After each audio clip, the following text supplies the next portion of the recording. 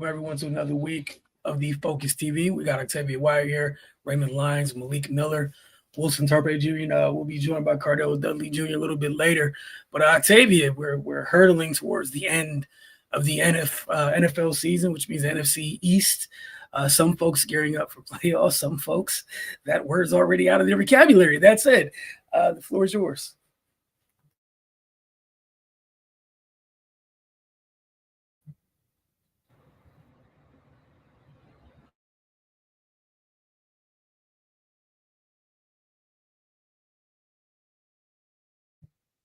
Mute. All right, there we go. All right. So it's kind of weird that I feel like the season's gone really, really fast. It's crazy that we're already just finished week 14 and are going into week 15 now. It's just kind of weird how fast it's gone, but nevertheless, it has come and those 14 weeks have passed. And the NFC's not doing too great. Now the Giants are on a bye this week, so they could win nor lose. But the other three teams this week did not fare too well. And I will start with the most recent, which happened last night. The Philadelphia Eagles played against the Los Angeles Chargers. The Eagles lost to the Chargers 22-19 in overtime. Jalen Hurts was 21 of 40, 240 yards, 4 interceptions, which is wild. 4 carries for 8 yards. Saquon Barkley had 20 carries for 122 yards and 1 touchdown. And A.J. Brown had 6 receptions for 100 yards. On the other side, Justin Herbert was 12 of 26, 139 yards, 1 touchdown, 1 interception, and 10 carries for 66 yards. Omarion Hampton, who came back after suffering a foot injury earlier on in the season, so this was his first game back. He had 13 carries for 56 yards and 2 receptions for 11 yards and 1 touchdown. And Kamani Vidal had 1 reception for 60 yards and 14 carries for 44 yards. I think the obvious thing to start in this game is I've never seen Jalen Hurts play so bad. I guess if you want to say in the NFL, I mean, of course he hasn't had some great games, but I cannot remember a 4 interception game from him. I literally was in my room screaming that we have on white and the other team has on blue. So I don't know if Jalen went colorblind for a game, but it was pretty difficult to watch. I'll be honest, I did not make it through the entire game because that's how annoying it was. But even though he had 4 interceptions, he also had a fumble. So he had 5 total turnovers, the 4 interceptions and a fumble, marking basically, like I said, the worst game of his career. His final interception, which was in overtime, sealed the loss, and it was just nowhere to look from there. His passer rating of 31.2 was among the lowest of his career. And the turnovers were, of course, the primary reason why they were in the situation that they were. And they also could not capitalize on any opportunities that they had throughout the game. Crazy stat, Hurts even became the first player in NFL history to commit 2 turnovers on the same play, which is crazy. Basically, just showing you how crazy it was. Now, as crazy as his was, Justin Herbert and the Chargers also had a crazy day. I believe there were 6 turnovers in the second half, 3 from each team. I mean, in the second quarter, 3 from each team, which is unheard of. It's crazy. So that means even though Jalen Hurts had, again, an awful game, the defense played well enough to keep them in the game. Again, 5 turnovers from your quarterback, and to only lose by 3 in overtime. That means your defense had to be doing something.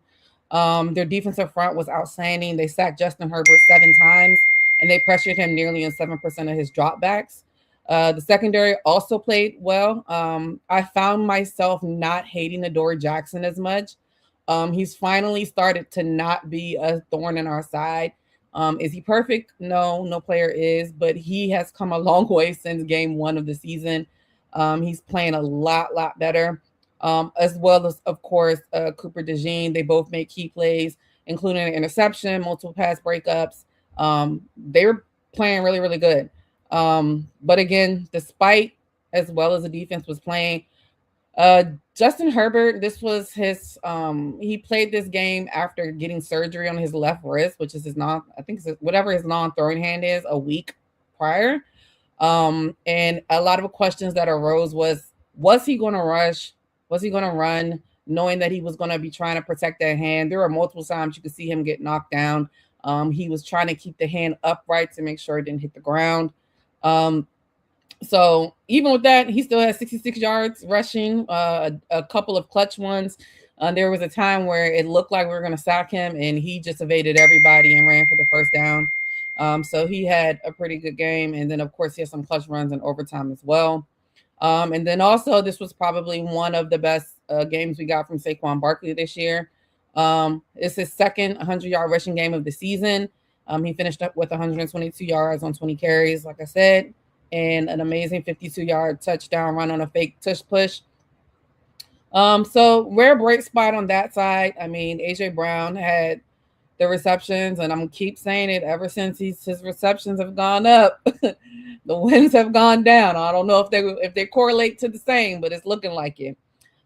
Special teams, while Britton Covey did have some sparks on some runbacks from punts and kicks, Jake Elliott is also giving me flashes of 2023, even though this entire team is giving me flashes of 2023 with the collapse. The 10-game skid at the end of not 10-game skid, but the skid at the end of the season in 2023. It's looking real 2023-ish. And then with Jake Elliott missing a 48-yard field goal during the game, which is a routine kick. Again, you got Brandon Aubrey kicking from behind half midfield and making them. And hindsight being 2020, had he made that, maybe we would have never even had to go to overtime. So there's definitely some things that they have to work out. Of course, they now have lost 3 straight games, dropping to 8-5. And it's not really creating separation in the East. Now they have a little bit of cushion. I believe there's a 93% chance per next gen stats that they'll still make the playoffs. But even if they make the playoffs, playing the way that they're playing, they're going to be bounced in the wild card. It's going to be grand opening, grand closing. So Nick Sirianni this past week, he was more involved in the offensive meetings, and he's already come out and stated that he plans to be more involved again this week. I promise y'all, and I'm gonna say this right now, if they lose to the Raiders, I'm not coming. I'm not gonna be here, because if they lose to the Raiders, it is hit the red button at this point. So I don't know what's going on, but they have the opportunity to continuously still get it together. They're 8-5. They're faring better than some of the other teams, of course. But it's not the caliber that we expected from this team coming off of a Super Bowl championship last season. I know the offensive coordinator is probably the hot button, and it's warranted. So they play against the Raiders on Sunday at 1, and I hope to be here, because if they lose to the Raiders, I'm not coming. Next, we'll go to the home team, the Washington Commanders. Whew, Jesus. They played against the Minnesota Vikings, and they lost to the Vikings 31-0. With the return of Jayden Daniels, why, I don't know, but he was there. Jayden Daniels was 9 of 20. He had 78 yards, 1 interception, and 4 carries for 16 yards. Marcus Mariota did make an appearance, who was 2 for 4, 30 yards. He also added an interception and 2 carries for 7 yards. Chris Rodriguez Jr. had 10 carries for 52 yards, and Terry McLaurin had 3 receptions for 41 yards. On the other side, J.J. McCarthy was 16 of 23, 163 yards, 3 touchdowns, 6 carries for 19 yards. Aaron Jones Sr. had 14 carries for 76 yards. Jordan Mason, 11 carries for 52 yards and 1 touchdown. Jordan Addison had 4 receptions for 62 yards. Josh Oliver had 2 receptions for 24 yards and 2 touchdowns. And TJ Hawkinson had 2 receptions for 12 yards and 1 touchdown. Again, like I stated, why Jayden Daniels was in this game, I believe what they came out and said was that they wanted him to continuously progress in his development as far as being an NFL quarterback. Y'all could save that for next year, bro. I don't know how much more development he can get in the way that this season is going for them. They need to hang it up. I don't know if they've made any statements today or yesterday in regards to if he is going to play next week. But I'm hoping that they come out and say that he is not going to play. It's bad. He returned after missing 4 games with an elbow injury on his non-throwing arm, but of course struggled mightily after missing 4 games. It's inevitable. He ended his day in the third quarter after he re-injured said elbow while chasing down Andrew Van Ginkel following a pick six attempt. Why? I don't know. Jaden, let it go. The season's over. Don't re-injure yourself. But again, when you have these players that go out there and play, all they think about is they want to win. So they don't think in the moment, and that's why the coaches are supposed to be there to protect them. He shouldn't have been in the game in the first place. So this is his third exit, early exit due to injuries this season, which of course continue to raise questions about his durability, which of course continues the people in the area to continuously look at the likes of RG3. I'm hopeful that that does not turn out to be him. I don't think anybody wants that. I know a lot of people are trying to say people are pushing that narrative on him. I don't think that's what people are doing. I think people are stating the obvious, where we don't want that to happen again. So I think people feel like the more you say it out loud, the more it should register in the franchise's head that y'all have gone down this road before. There have been a lot of gruesome injuries with Washington quarterbacks, as we've known over the years. We don't want that for Jaden Daniels. He's a spectacular player. Yeah, there are some durability concerns, but I don't even know how you guys expect him to beef up in the offseason if he's recovering from every injury that he has this year and you're consistently putting him out there for more punishment and you have been eliminated from the playoffs. Their offense, of course, missed a lot of opportunities within this game. Their opening drive was pretty promising. They actually reached the Vikings 2-yard line, but instead of relying on the run, they opted to pass, and it was a drop touchdown by Debo on fourth down. The failure flipped momentum, and from there, Minnesota responded with a 19-play, 98-yard drive lasting over 12 minutes, making it 14-0 from there. The Commanders pretty much never recovered from that, as you can tell with the score of 31-0. It just wasn't worth it, in my opinion. The offense finished with just 206 total yards, only 99 net passing yards, and 0 points. They had 3 turnovers and all, poor red zone execution throughout the game, and it just sealed their fate. It was just an all-around bad game for them. To add insult to injury, they beyond Jaden Daniels and his injured left arm, elbow. This one hurts my heart because I love Zach Ertz. You know, he played for the Birds for a very long time. Zach Ertz also suffered a gruesome knee injury, which ended his season. They have already confirmed that he tore his ACL at the age of 35. He's out. I talked about earlier on this season that I thought he was in good shape, and I thought that he was doing well, especially with the injuries they had with Terry McLaurin. Debo was out some. Noah Brown didn't play. That he had a chance to possibly try to run him back next year, just knowing that this season was pretty much lost. But it's sad to see him get injured, especially this late in the season, and then knowing his age and seeing if we can get a comeback from him next year. So that's one thing I'll be looking to see. I'm praying for him and hopefully that he's able to do it because he's a great player. He deserves the best. So hopefully he's able to bounce back from that. But Washington has now lost 8 straight games. They are now 3-10. They've been outscored by 21 points 5 times this season. And this game has got to be a very, very low point for them. To go from last season to this season is just the craziest turnaround that I've ever seen. Even from if you go the season before that to last season to now this season, it's the most up and down I've ever seen for a team within a 3-year span. Most teams, when they're bad one year, they're kind of bad the next year and maybe a little bit better the year after, but they were bad, really, really, really good, really, really bad, even though I do feel like a lot of that bad hinged on a lot of injuries that they had this year. They will play against the Giants this Sunday, so it'll be an interdivision game as well. So we'll see how that fares for them. Hopefully we'll see Marcus Mariota out there.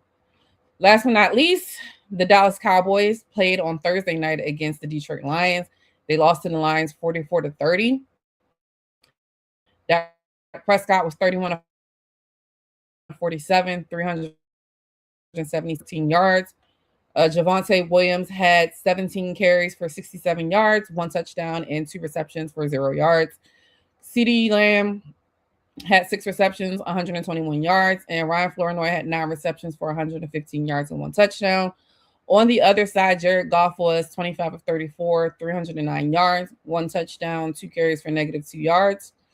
David Montgomery, 6 receptions for 60 yards. 6 carries for 60 yards, 1 touchdown, and 1 reception for 13 yards. Jahmyr Gibbs, 12 carries, 43 yards, 3 touchdowns, and 7 receptions for 77 yards.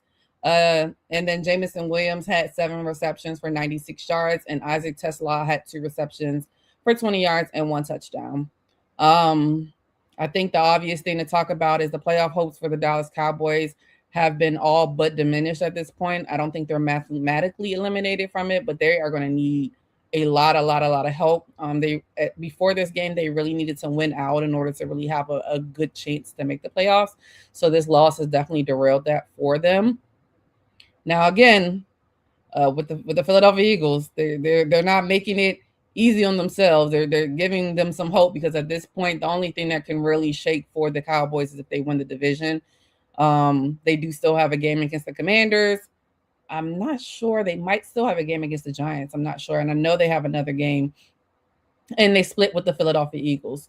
So, but I mean, essentially this game this past Thursday was an elimination game that loss dropped them to 6-1, with only about an 8 to 10% chance to make the playoffs. Even if they do win out, their odds won't exceed 40%. So they really have very, very, very little margin for error in order for them to do what they want to do, which is make the playoffs and make a playoff run. The coaching is still a little bit up in the air. I do think Schottenheimer has done markedly better than I think anybody thought he would do. When in the off season he was named as the head coach. I think a lot of people didn't even realize that he would be in the running for it. But they definitely have some conservative play calling within this game. For example, before halftime, down 2 scores, instead of trying to maybe draw them off sides to see if they can get closer to score a touchdown, they opted just to kick the field goal. Now, of course, when you have a kicker like Brandon Aubrey, it's kind of easy to do that. So I understand it, but maybe that was an opportunity for them to take a chance, knowing that they needed this game, and playing against the Detroit Lions and the likes of Jahmyr Gibbs. Field goals aren't going to cut it. So then they also had a lot of self-inflicted wounds. We've talked about the penalties that they've had over this season. You know, sometimes it doesn't come back to bite them, but in this game, it definitely did. They had a 15-yard offensive pass interference wiped out, a huge play for them. They had a hands to the face penalty, which negated a defensive pass interference that would have put Dallas at the 1-yard line. And sure enough, would have been a score for them probably. They had a lot of turnovers. 2 tip passes became interceptions. So while Dak gets the credit for the interceptions, the passes were tipped. And Jake Ferguson fumbled at midfield, which obviously erased a scoring opportunity for them as well. So those penalties and those miscues and those things that the coaches talk to players about every day and every week, it still definitely came back to bite them in the behind this week. Again, their red zone failures, they again leaned heavily on Brandon Aubrey, who had 5 field goals, including from 57, 55, and 63 yards. He was on my fantasy team. He got me 25 points as a kicker, which is crazy. But yeah, a lot of their drives stalled, and they repeatedly just had to kick field goals to come away with some points, because you have to score at some point when you're playing against Detroit, to be fair. On the defensive side, even though, of course, they added Quinnen Williams at the trade deadline, who actually, was a good spark for them when he first came on. Their defense kind of reverted back to what it's looked like all season. The Lions averaged 43 yard starting field position, which also was due to poor special team coverage. So it was really like pretty much all 3 phases of the team had their issues throughout this game, and it kind of sealed it for them. Again, we know Dallas can score points, but if their defense isn't on, and even with the way they score points in this game, they left a lot out there with the interceptions and the fumbles and the penalties that they could have gotten. So And then, last but not least, to add insult to injury, CeeDee Lamb left with another concussion in the third quarter, and did not return. So I will be interested to see because I believe this is his second concussion this year. I'm not sure. I might be off. I think he hurt his ankle earlier. That's what I'm thinking. But a lot of times when they have concussions, now luckily for them, they have a little bit of a longer week that they played on a Thursday, so he has more time to clear concussion protocol. But it's going to be up in the air. Of course, there was a lot of talks about the effort of George Pickens, whether it was there or whether it wasn't. There's a lot of clips out there that prove that it wasn't, but I'm not a wide receiver in the NFL, so I don't know what his effort level was, but didn't look good. So there's still a lot to be left to be desired for them. Unfortunate for them because, again, as you guys know, I hate nationally televised games. But they will be on national TV again. They'll play Sunday night against the Minnesota Vikings, who, of course, just came off of the 31-0 victory against the Commanders. So I'm sure, and they still have a lot to fight for in their division, which is probably one of the best divisions within the NFC between them and probably the NFC West. So I guess we'll see what happens next week. Yeah, Brian Flores' defense is a joke. Yeah. Ray. That time of the show, man. Oh man, I look forward to this so much every week. Yeah, the Wizards, they continue to struggle, man. They've started a new losing streak after having some success in the prior week. They dropped 3 consecutive games to Philly, Boston, and Atlanta. I mean, I can pretty much just put my segment on repeat every week. They continue to struggle defensively. They're super inconsistent on that end of the floor. They've, had some been dealing with injuries as well. Sarr has missed 4 consecutive games. Trey Johnson has been out. Corey Kispert has been out. So there's been some their lineup has fluctuated, and it's just been crazy for them. But it doesn't matter who's on the floor if nobody's going to consistently put in effort. We've said time and again, especially if you guys have been watching Outlook, the stretches where they decide to defend, they're successful, and the stretches when they don't, they're not. It's as simple as that. And the analysis isn't going to change until they make a change. So, I'm not going to bore you guys with X's and O's because I honestly feel like that's irrelevant at this point. They're either going to play defense and be competitive, or they're not and continue to lose. And right now, it looks like they're trending towards the latter. They stand at 3-19 right now. So, unless something miraculous happens, just go ahead and prepare for the draft. The most frustrating part about this continues to be that their problem is not a lack of talent. We see it in flashes at times, especially with Sarr. Unfortunately, he has been out recently, but we've seen him kind of turn the corner when he's been on the court. Bilal Coulibaly, this was looking to be a big year for him, but he's been battling with some injuries. So they just got a lot working against them now, on top of their inefficiency on defense and offensive time. So yeah, man. Hopefully, I can report back with better news next week. They get a little break for the NBA Cup knockout rounds. They're back in action on Friday against Cleveland, and then they start a mini road trip. They're playing at Indiana on Sunday the 14th, and then they're at San Antonio and at Memphis to finish out the week.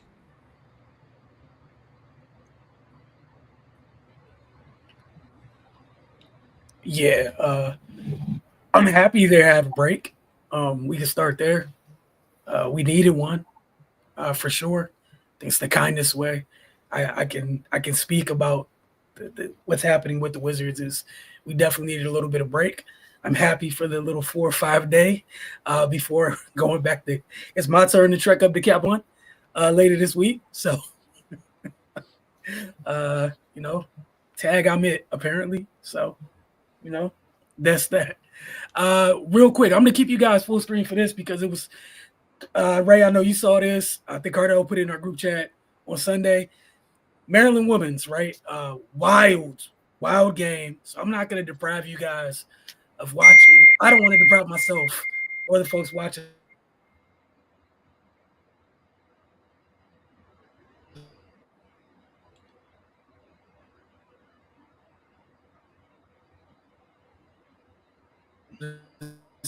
See you.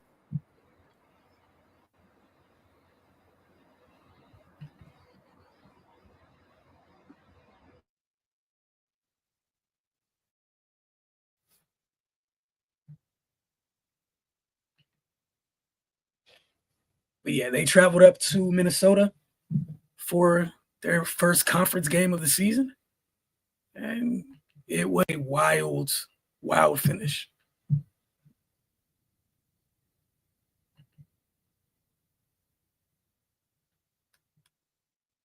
Here we go, trying to get this up on the screen. Shout out to technology, some difficulties today.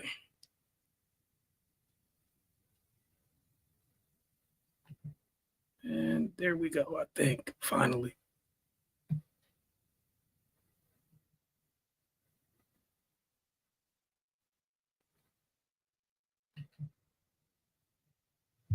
All right. Finally got it up on the screen, but we pretty much saw them wipe out a 9-point deficit in 9 seconds. It was something that it took a couple of watches for me to kind of fully process. I can only imagine what it was like for Minnesota fans in your building to watch that happen to your team. Is completely crazy, right?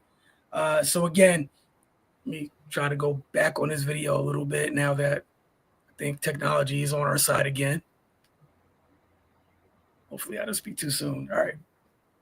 So they're down 9, 44.3 seconds left in OT. Sailor Poffenberger's at the line.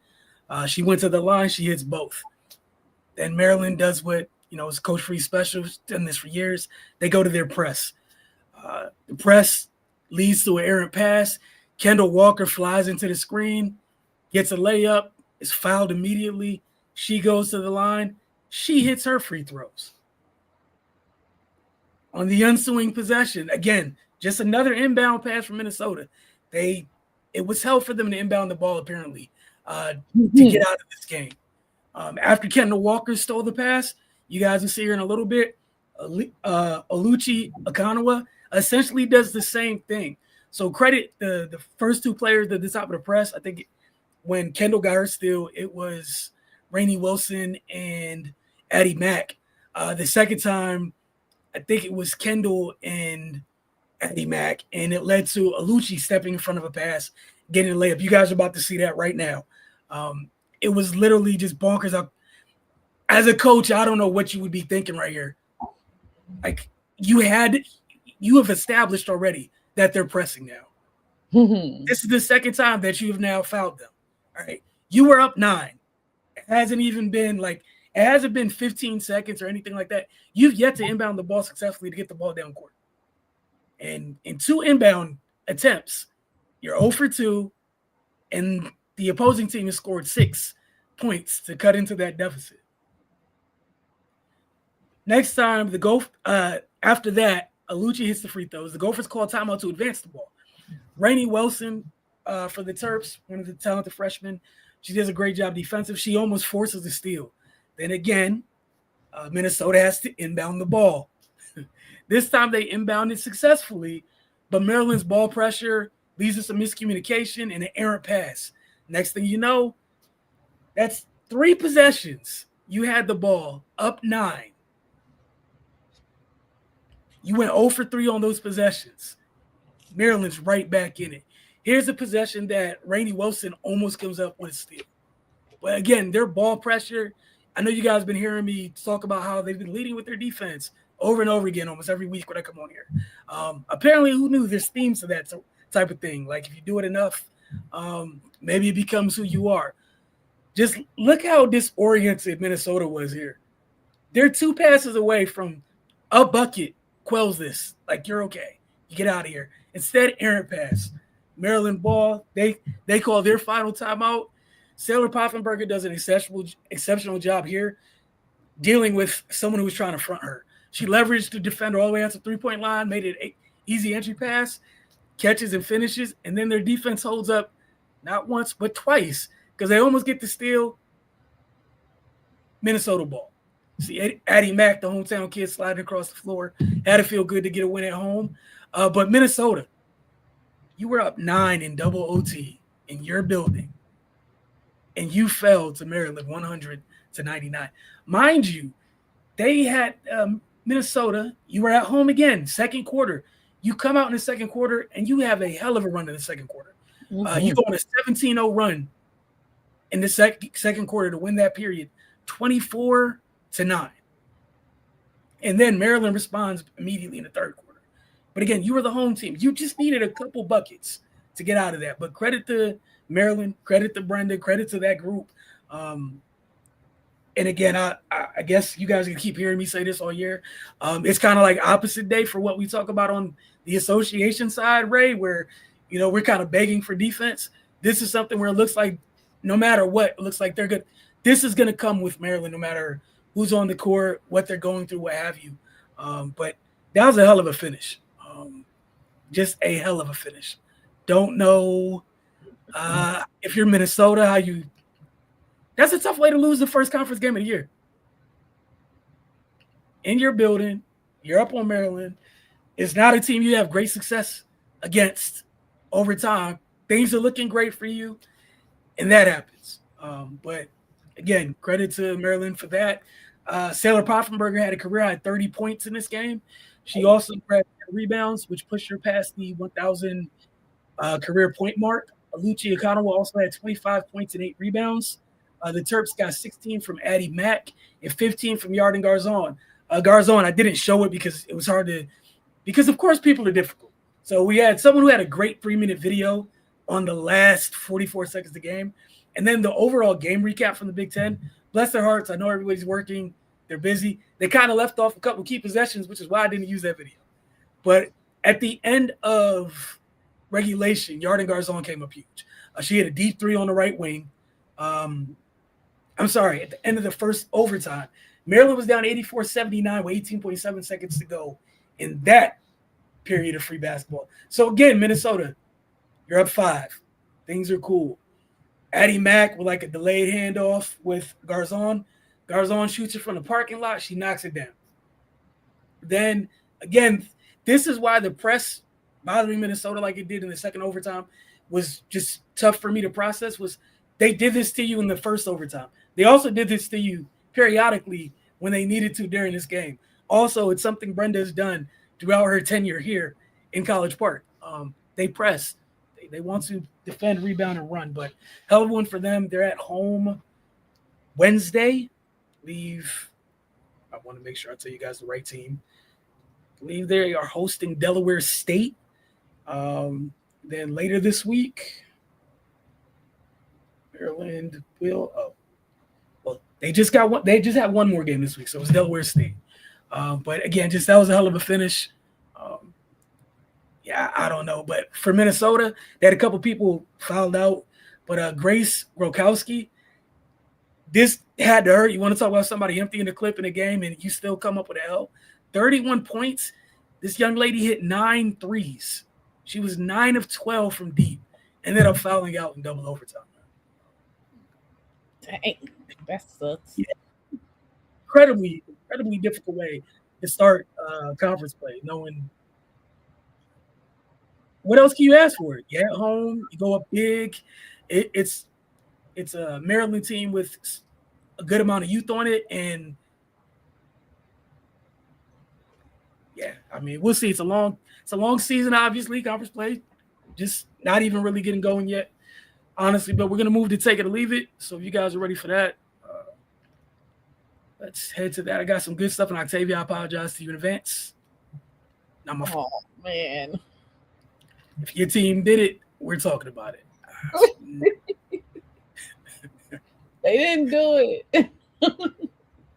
Hey, whatever they said, y'all did. Especially this week. Y'all did it. They did it. They're responsible. No, who didn't do it? Seattle. Hello. Octavia, you good? I'm all right. All right. I won't be if we lose to the Raiders, though. I won't be. I'm gonna tell you that. No, you won't be, because I've left you alone for like 2 years. I've not bothered you since that game that shall not be mentioned in 23. I appreciate that. I've been trying not to. I So- tried. Look, but if you lose to the Raiders, Yeah, we deserve No, it. they're gonna win that game, and then that's gonna build them confidence. And a game against the Raiders shouldn't build you confidence. So it should be a program, to be a like that shouldn't be a standard or like 60 points or something, you know. It worked for the Cowboys. oh my God. Ray's minding his business. How does Ray get his minding After his whole? they beat the Raiders, that's when everybody was like, "Oh, they about to do it." I'm just saying, in the perimeter of our show, Ray is over there always minding his Dallas Cowboys I'm not business. even at talking all about times. Ray because I know Ray probably agrees with us in this aspect. I'm just saying, it worked for Ray them. catches straight for no reason at all. Some people competing and then some people just that's ridiculous. Oh yeah. So Desmond Bain. Malik, since that's ridiculous, we're starting here. This is the simpler, is take it or leave it. We usually have some questions that have several layers. I don't think this is one of those types of questions. It could be. Who knows? You guys might shock me. Desmond Bain was fined $35,000 for throwing the ball at OG Anunoby in Sunday's contest. Technically, OG was out of bounds, and what Bain did technically did save the possession for Orlando. But my question is, why did he try to gain possession like that? Then take it or leave it. Just crash out behavior by Bain, or just an overzealous whistle. I'm sorry, overzealous whistle. He definitely taking it. He definitely took advantage of the opportunity. Not sure with the media, the player clips, we're going to catch them, with the mic is hot, but it's definitely a reason he threw the ball at him. Nobody that's not on the floor with them or just them two in general will ever know why it was. Desmond Bain definitely has more to say than what he said. And, NBA players don't really fight for real. So, I guess he just did that because he knew nothing was going to happen, but only so much can happen at that point with a guy like OG or just with a lot of guys in the NBA in general. But, he got some clicks. He's getting fined for. Yeah. So I leave that where it's at. All right, Ray, your thoughts on Mr. Bain since he's been in Orlando and his type of behavior that may or may not have traveled with him from the fine confines of Memphis. Yeah, they got to start fighting again in the league because that's foolishness. Like, he already had possession of the ball. Like, that wasn't one of those desperation joints where you just falling out of bounds and you trying to throw it. Like, he grabbed the ball and planted his feet like a pitcher and slung the ball at this dude full force from 2 feet away. And like, foolishness. And OG's getting up talking about something. Why did you do that? Like, he wouldn't have been getting fined $35,000. I would have been getting fined $500,000 and suspended for my reaction because completely unnecessary. And like he did it because he knew nothing was going to happen. Like that's just stupid, man. Like something's got to give. Octavia, your thoughts on your boy Desmond Bain? Yeah, I'm taking it as 100% crash out. Like you said, there were a lot of crash outs on the Memphis Grizzlies where he came from. So I think that behavior traveled with him. It's the way he cocked his arm back. It was like, it was like he was playing dodgeball. I think he forgot he was playing basketball. I think he was playing dodgeball and was like, "Oh, you're out." It was just unnecessary. Like, I get trying to throw the ball off of him, but it was definitely excessive. And kind of like what Malik said too, like, I wonder if it stemmed from some of back and forth they had throughout the game or something that we might not know about or anything like that. But it definitely was crash out behavior. And It's a $35,000 crash out. I'm sure it's a drop in the bucket for them, but they can send me the $35,000. I'd take it. I need to sign up for how to get paid from all of these fines, even though I'm not nowhere incorporated in it. But it was definitely extra. But to be fair, I feel like that's how Orlando be playing this year. Like, I don't know what it is. They're probably not as bad as some of the other teams, but I feel like a lot of them be a little bit extra. But I guess they're young and scrappy. I don't know. But yeah, it was definitely a crash out. Yeah, I just the part that killed me was like Ray said, No. when he got the ball, both his feet were firmly planted in bounds. You could have just went up court, brother. You could have just started the fast break, sir. Also, like, you got other big annoying dudes on your team. You could have just asked one of them to run through OG Anunoby. You weren't gonna do it. Hey, there's a bunch of them on Orlando. Just ask one of them to do it. But throwing the ball like that is mad childish. And that's actually, like, that's the crazy part. Orlando is overly physical because there's like just a bunch of really big kids. This is something else. Like, what's wrong with you, dude? Like, I like Orlando. Don't come over here tainting stuff because something's wrong with y'all. Like, chill out, man. All right, this is a good one. Hey guys, I don't know if you guys heard about this. The Colts are going through it under center. They have officially run out of quarterbacks, and apparently there's none left on earth after Riley Leonard got hurt, relieving Daniel Jones, who got hurt in the same game this past week. Anthony Richardson has been on injured reserve since October after suffering a serious face fracture in an equipment failure involving stretching bands. I'm just reading, just the messenger. Enter Phillip Rivers. According to ESPN sources in an article by Stephen Holder, Rivers will be joining the Colts practice squad, and Leonard hasn't yet officially been cleared to play next week. And I believe they play the Seahawks. Well, take it or leave it. Phillip Rivers to the rescue in 2025. Also, if Rivers starts a game for the Colts this season for any reason, he would become the 5th quarterback in history to start a game at age 44 or older. Malik, your thoughts on Phillip Rivers not having a 19th kid and picking up a football? I'm gonna leave it that Phillip Rivers gives the Colts the best chance to win a football game. I absolutely understand that. This is the best chance they have to win a Super Bowl since Peyton Manning. I absolutely understand that as well. But is he going to beat the Seahawks if he starts? Absolutely not. Is he probably going to make the playoffs? They need a lot of teams to lose, but he's not going to make a playoff run. But this is the best chance they have. They know it's the best chance they have. They give him to somebody they trust. And yeah, but I'm leaving it where it's at though. I understand their concept. And if he plays against us, it's gonna be a lot to a little. Octavia, your thoughts on Uncle Phil Rivers coming back out here? You're killing me. Uncle Phil Rivers is crazy. There's nobody else, really. Nobody.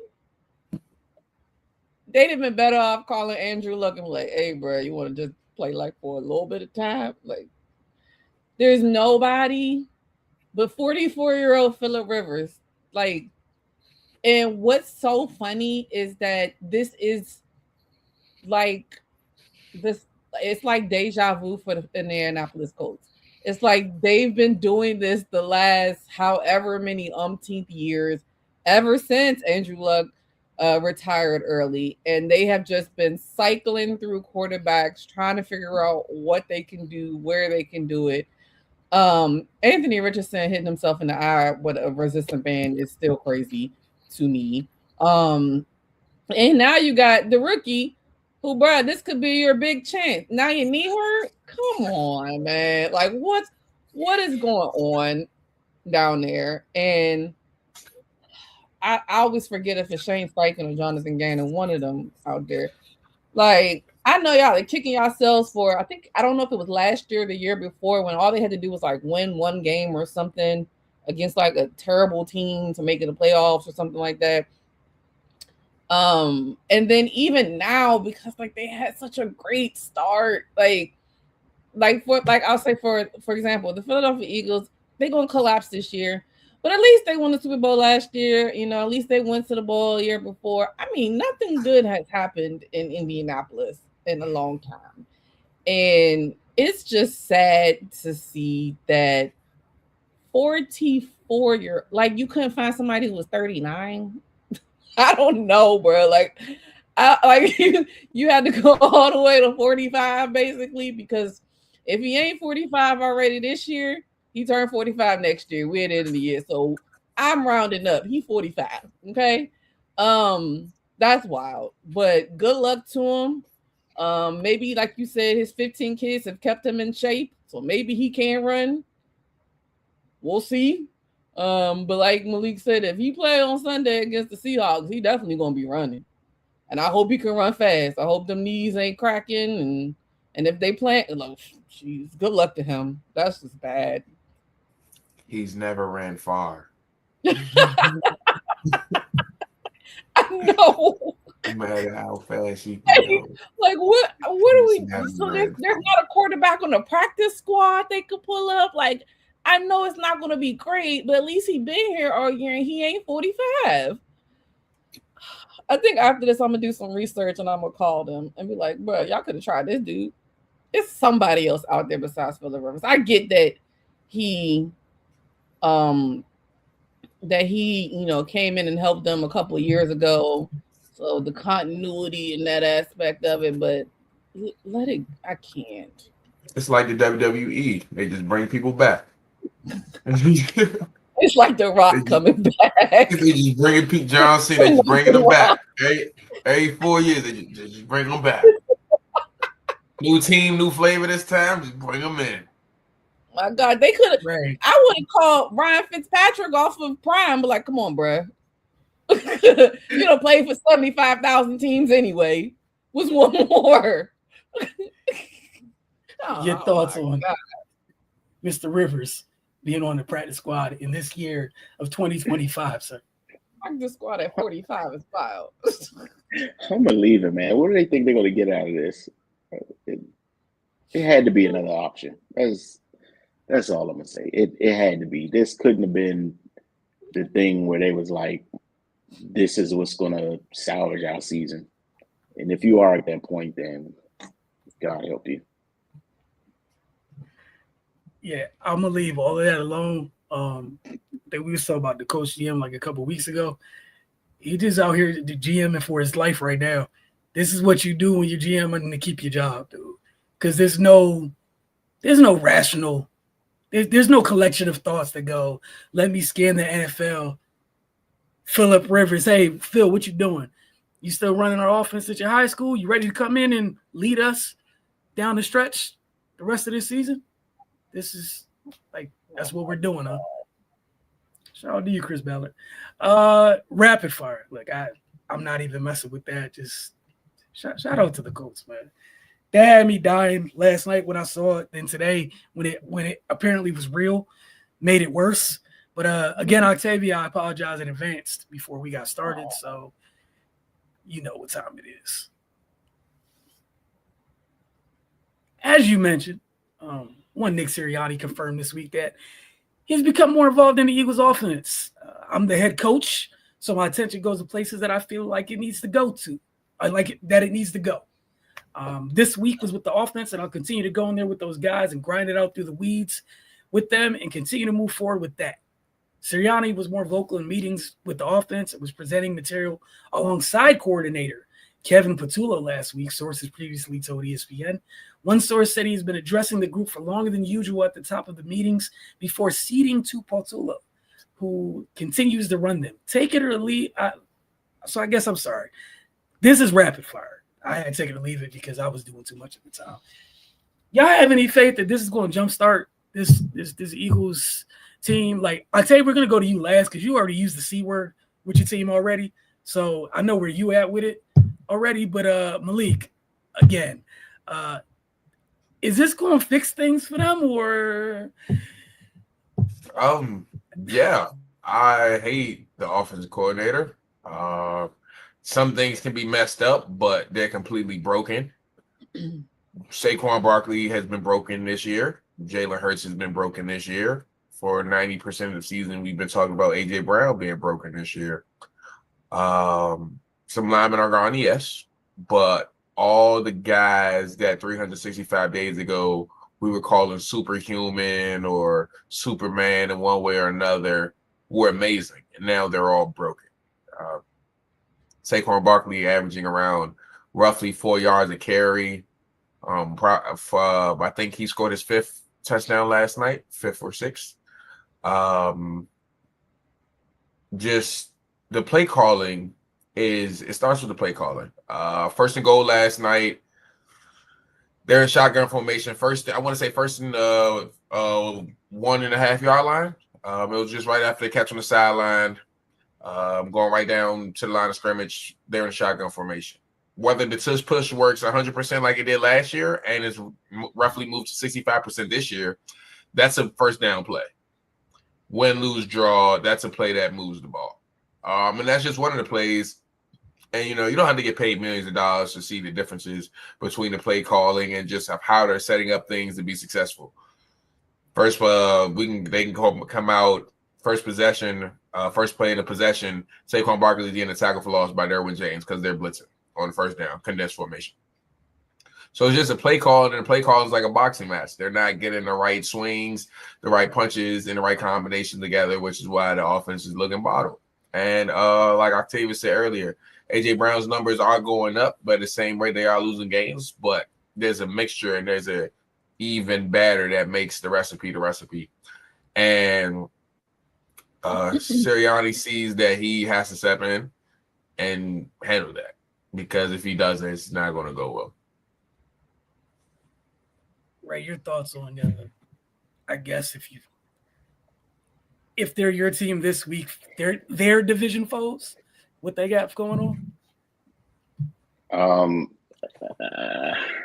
I don't got much faith in my man. I mean, he was the offensive coordinator for the Colts, but he wasn't even calling plays when he had that job. Then, as he's been coaching the Eagles, he lost his offensive coordinator a couple of years ago, but he was more involved then. They still regressed, so I don't think anything's going to change now, especially at this point in the season. Yeah, man,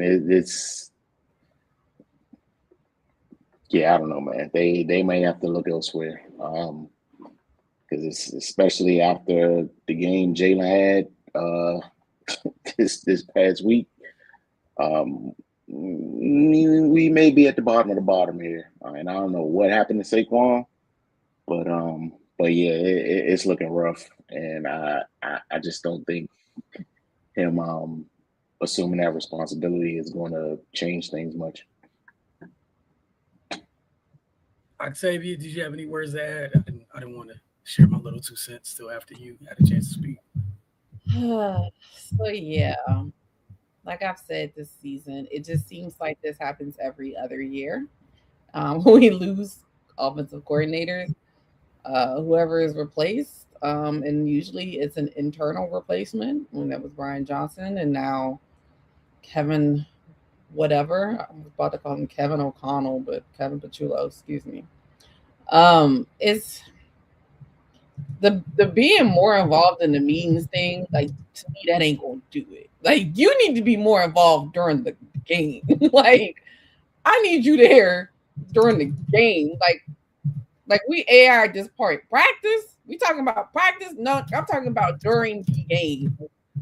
You need to be standing next to him. Do we need to hire, like, what team was it that year they hired like an advisor for the offensive coordinator? We need to hire an advisor for the offensive coordinator, because it's bad. And like you've all have already said, it's not like these players forgot how to play football. Yeah, the offensive line is definitely not the same. It sucked even more. And I forgot to mention Landon Dickerson left the game last night as well with an injury. Lane Johnson is still out. I don't think they realized how big of a hole it would be losing Mekhi Becton to the Chargers, nonetheless. And as much as I love Jordan Mailata, he's been the culprit for a lot of penalties this year as well. So, yes, we have that situation. Yes, I think Jalen Hurts went colorblind last night and thought we had on blue instead of white. But it starts from the top. Like, at this point, I want to see what happens if Kevin Petrulla don't even say nothing. Let the players just run it for a game and see what happens, because I don't know. And I think what's frustrating as an Eagles fan is that the owner and the GM and the coach are so loyal in these type of situations that I don't think that they're going to fire him during the season, at least. And to me and all fans, that's all that matters. I don't care if you fire him after the season's over, because the season's over. We need something now. I mean, even when you look at, use the Giants for an example, even though it ain't been good.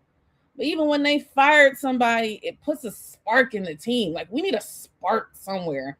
So him talking longer in meetings ain't gonna do this. I need you next to him during the game and be like, Kevin, we not running that. We're gonna run this instead. That's what I need, because they need to see the cadence of the game and see how the game is flowing to make those decisions. And that's what I think Kevin Petrulla can't do. Like, I watched Hard Knocks last week, and I just got so icky just listening to him talk. That's how annoyed I am with him. And it's so bad I'm not watching this week because I don't want to see it. I don't want to see it. I don't want to see it again. I already saw it yesterday. I don't want to see it again. But yeah, Nick, he always gives you the correct answers. That's what he should say as the head coach of this team. He should say that I'm going to be more involved. I'm going to take a bigger part in it. That's what he's supposed to say. But I hope he's taking a bigger part of it during the game and not just at practice. Yeah, this is one of the things I think we've really seen, like, this year, maybe like the last 3 or 4 years, maybe, where people are so quick to just give up, like to give folks, like unproven folks, those coordinator jobs, especially calling plays. And I think I think some teams end up in bad situations. They underestimate how tough that is and how much that can mess up your team. So, like, if you're years ago, though, you would think they that's saw the it thing. years ago, though. Sometimes they don't. They may see it. We're like, oh, maybe it just didn't work at that time. Like, maybe we'll come to find out in a couple of years that Nick lost the only assistant that he should have held on to. You know, like in Steichen, that should have been the guy that he held closest to him, probably, to go forward. Kind of how, you know, I know, you know, everyone had the jokes with Kyle being here with Sean and Mike and all that or whatever, but like, Kyle has a couple dudes on his staff where everyone else is left. There's a couple guys that's like, where Kyle goes, I go. Like, y'all can have the new people. I will go bring in new people and teach them stuff so they can leave. But Chris Forrester, you're here. Chris Kasarik, you're here. I think the OG, can't think of his name right now, the running backs coach, he's been with the Shanahan family forever. Like, there's just some people you can't replace, because if they're gone, the system falls. The other thing is there's levels to play calling. People got people out here thinking like it's sweet and it's easy. It's not. And the great ones, they're really good at it. You can give them some bubble gum, some tape, you know, the whole Tony Stark built it in the cave. I ain't Tony Stark. That's what we're seeing around the league right now, with everybody's broken offenses. Yeah, y'all not Tony Stark. You can't do it. And instead of people being like, hey, maybe we should appreciate some of those guys that might be a little bit different as far as play calling goes, people kind of just, if they don't like the person, they don't care, they talk over whatever. But like Malik, you can just nod your head for me, but I think you can speak to this quickly. Clint Kubiak comes out the system that he comes out of, and he fixed y'all's whole outlook on life and offense, and it hasn't been a full season because he's already went through the reps of knowing how to call games, having a system he actually believes in, and just being groomed correctly to call plays. The guy that they had before that, I'm sorry, but Waldron, we're gonna put you on blast because you're horrible at your job, sir. You had like you had a really good wide receiving core, and you made everybody think all of them were broken. It was you. Like, that's how bad some of these dudes can be. Like, that dude has Waldron had JSN, DK Metcalf, Tyler Lockett, and the Seahawks, the easiest teams in the league to defend, and they shouldn't have been. Yeah. Like, their accident plays were the scariest part of the Seahawks. With those our explosive plays. I'm not lying. I'm just honest to God. If they were on schedule, when I tell you I was so unbothered, I was like, they gonna run something that don't make sense. They gonna throw at Fred, and they did. That's what they spent the games doing. Yeah, that's what the dude did.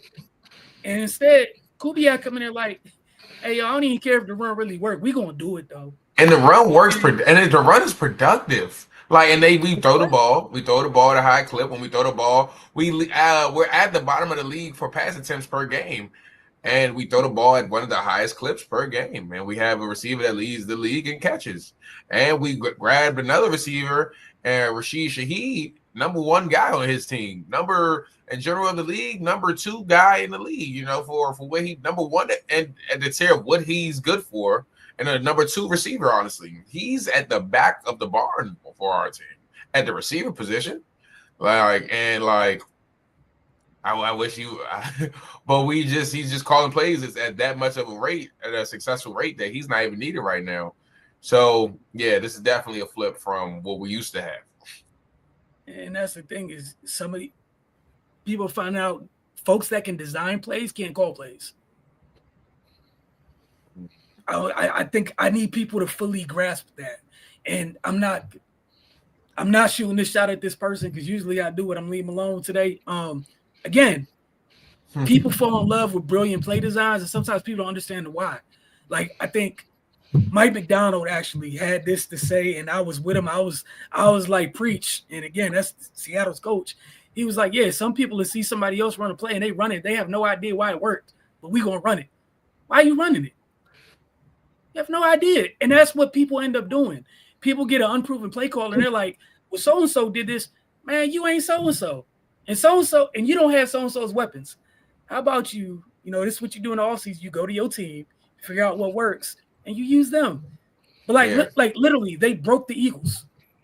Yeah, first and goal on the 1.5 yard line, and we're at shotgun formation. And if that's not telling you I'm out of my depth, that's what that is. That's not like if Andy Reid does that, I'm not blinking. McVay does it. I don't care. Kyle does it. Whatever. That's what you feel like doing because they've earned the benefit of the doubt to be like, they probably cooked up some sadistic thing out of the gun from 1 yard out. Sir, you? Or if you don't get in the eye, you just get the ball to Saquon. I need you. 1 + 1 is 2. Just make it simple. Last thing, and then we out of here real quick because this was college football at its best, man. Gotta love this. So, the college playoff field was announced this week. Notre Dame was a rather large omission. Their athletic director, Pete Bevacqua, I hope I pronounced it right, unloaded on the ACC in the wake of Sunday's college football playoff snub, saying the conference that houses almost every Fighting Irish sports team has caused permanent damage to the relationship. So if you didn't know, Notre Dame is independent in football, but the rest of their sports, they're in conference with the ACC. Bevacqua told the Dan Patrick Show on Monday that he has great respect for Miami, Alabama, all the teams that stated their cases, yada, yada, yada. His beef with the ACC. We were mystified by the actions of the conference to attack their biggest really partner in football and a member of their conference in 24 of our other sports. They have certainly done permanent damage to the relationship between the conference and Notre Dame. ACC Commissioner Jim Phillips said in a statement Monday that the conference stands behind its effort to support and advocate for all 17 of our football playing member institutions. Essentially, I don't care. You don't play football here, so tis what it is, brother. Last month, the ACC official account posted this. So the ACC had time. Y'all tell me what y'all think about this. No hypotheticals, just facts. Team A, the U, ranked 18th. Team B, Notre Dame. Team A versus Team B. Head-to-head win. 3 wins in the top 5, 4 in the top 35, top 25 wins, top 35 wins. Like, that's how they felt about Notre Dame, man, leading into it. So, Ray, we'll start with you. Your thoughts on the Notre Dame's AD's beef with the ACC? Like, one, is it does he have a case? And two, is the ACC justified in being like, brother, you're outside the conference? I mean, they are outside the conference.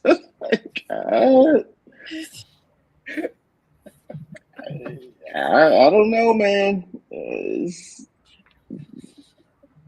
This is one of those rock and a hard place situations.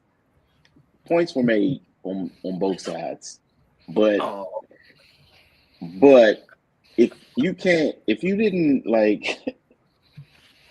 meet the criteria or what have you, you can't try to muscle your way in because of all the other stuff.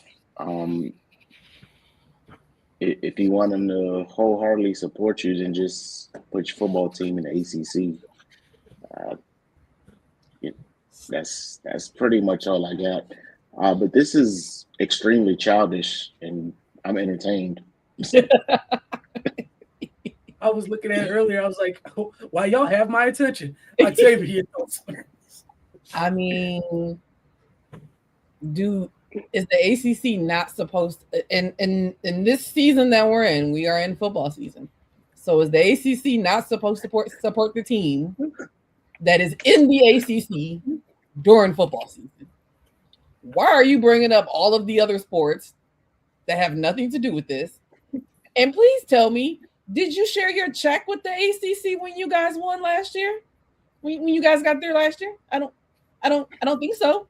I think you kept that check for yourself, right? So you and your check can stay over there. Now we trying to get a check with the team that's in the ACC. So you can't have both sides. You can't have your cake and eat it too, bro. So like you guys have also said, it is very entertaining. It's very childish as well, especially for the players who, because Notre Dame is coming out and saying that they're not going to play in any bowl games. The seniors, I mean, I heard them talk about it, and even though I know it, knowing that I danced in college, like even thinking about not just the football players, the cheerleaders, the prom dancers, like they're seniors, their parents didn't know that was their last game. They assumed they probably had a bowl game. You know, I remember when I graduated from college, my parents, well, I didn't, it was my junior year, but my last game of the season, my parents always wanted to make sure that they were there. You know, so it's childish in that aspect. But I'm on the ACC side. If you want the backing of a conference, I'm gonna need you to pick one. It's like 50 of them. Pick one. Like you said, most of your teams are here. Maybe you should be here. But you guys have chosen to stay independent. So y'all can independently stay over there. What Destiny Child say? All my independent women, all my independent football teams. Stay over there. Malik, your thoughts on Notre Dame? Yeah, just to add on to what Octavia said, this is definitely a case of the rabbit has the gun now. The ACC has a team that is trying to get into the playoffs, Miami. The conversation was, does Miami get in? Does Notre Dame get in? It wasn't Notre Dame really versus Alabama getting in. The conversation was Notre Dame, Miami. You're independent. So do your own independent shout-outs. Put your own independent research out there. The ACC is just putting out the information that's true and that's accurate. You only played one team inside of the top 10. You only played one team inside of the top 25. One team top one. Can you put that edit back up there, please? One team, like just bar for bar, athlete for athlete, stat for stat. You don't have enough stats to compete with the team that we are trying to put in. And for the rest of the years, this hasn't been a problem for you. So crying now really doesn't help now because you are a part of the family. And when it comes down to it, you haven't played any. Independent means make your resume, make your case. One to win inside of the top 35 and top 25 doesn't make your case. we're putting out a team that has 4 wins inside the top 35, 3 inside the top 25. And we're the same record. So we have to push for the team and the donors and the people that's putting money into the ACC before the team that only wants to put money in their pockets during basketball season, baseball season, volleyball, and all the rest of the sports. When it comes to team for team, I understand why it happened. I don't see, and I'm very sorry for the athletes. Being a college athlete myself, no bowl game is actually like what a lot of the guys go there for. Especially the 1-year guys, the guys that aren't getting too many more opportunities, and Notre Dame being a school where you are there to compete for a national championship due to the fact that you're not in a conference. Yeah, it's really just a blower. I checked their schedule for next year. Unless they go undefeated and be there even by 60, they probably won't get in. But their 2028 schedule has enough teams. They have a few SEC teams, few ACC teams that really matter. So in 2028, you know, they have a competitive schedule. But until then, they need to sit down with the board and figure it out with who they must demand play. But you can't keep playing 6 to 7, 8 teams. Well, 6 to 7 teams sub 500. Hey man, they did it to themselves, man. You moved everything. You moved everything out your house except Notre Dame, except football. That's your choice. You clearly wanted to make sure that all the proceeds from football stayed football. That's cool. I'm happy for you. This is what comes with it. Because you got to be sick. You think Notre Dame being Notre Dame, you think the ACC wouldn't have kicked, like, literally sold their soul to market you over one of the other longtime ACC teams because of what your crazy fan base is like? Like, they just see dollar signs. That's on y'all. Also, like Malik said, part of the thing about being independent, if you don't load up that schedule, man, this ain't the 80s. There's no mystique there, buddy. We don't care, sir. We don't care at all. He's playing against Navy. Dude, like, honestly, I'd rather see Navy. Like, I just don't care. I don't care. Like, you're in that place where it's kind of like, for a while there, the NFL drafts, whatever, there's a nice stretch, like maybe 15 years ago, was like anything came out of Notre Dame, everybody was excited about it. Brother, Kyle Hamilton's shoulders are heavy right now. Jesus. I was sitting there thinking, like, who's the last one? Jeez. Okay. I'm tired for Kyle Hamilton. All right. The rest of y'all need to get in there. All types of bets during the season. Man, like, maybe not, because he's probably not playing against anybody that's in his locker room, so maybe he's not even involved. But like that independent stuff, like in 2025, now that we're in the Wild Wild West, and you tripping. Like, I could get putting all your schools in one conference in football. Say, like, you put football in the SEC, but the rest of your teams in the ACC. That to me, like, makes sense, right? Because it's better for football. Mm-hmm. Right. But at least you're in a conference where, like you said, Malik, you're not worried about strength of schedule. Some of that stuff's baked in. And also, sometimes the most simplest thing, like the most simplest view is it. Sometimes this is one of the things. You lost Miami head-to-head. If you had won that game, none of this stuff happens. Right? Hello. I hate to be that person. I oversimplify everything, but you guys made it easy. The top of this thing says head-to-head win, head-to-head loss. We were done right there. Pretty much. Everything was just add on.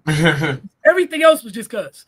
But yeah, if you're the ACC, and shout out to the ACC, because I'm sure when you like, you sure you don't want to move football over? They were like, no, we good. They were waiting. This has been in the drafts. Shout out to the ACC. I love it. I love it. But we appreciate y'all. We'll check in with y'all next week. Same time, same place as always. Don't forget, if you got a Roku television or device, along with Amazon Fire TV, all you have to do is search the Focus TV in the App Store and double tap OK to add the channel. We will see you guys soon.